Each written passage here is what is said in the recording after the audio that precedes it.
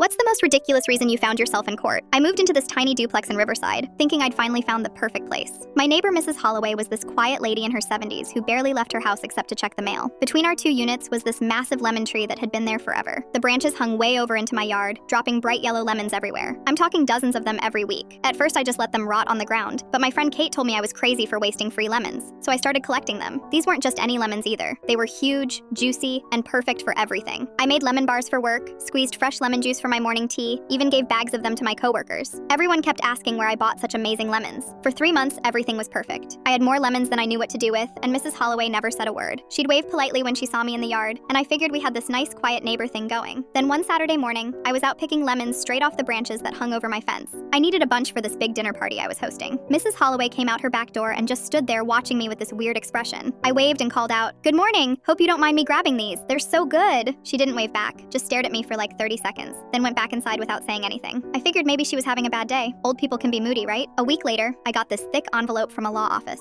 I thought it was junk mail at first, but then I saw my name typed on the front. Inside was a letter saying Mrs. Holloway was suing me for theft of agricultural property. I literally laughed out loud. This had to be some kind of joke. Maybe one of my friends was messing with me. I called the law office thinking I'd catch them in the prank, but the secretary was dead serious. Mrs. Holloway was taking me to small claims court. Apparently, she'd been documenting everything. She had photos of me picking lemons, pictures of lemon peels in my trash can, even a log of how many lemons fell into my yard each day. She claimed I owed her $700 based on the market price of organic lemons.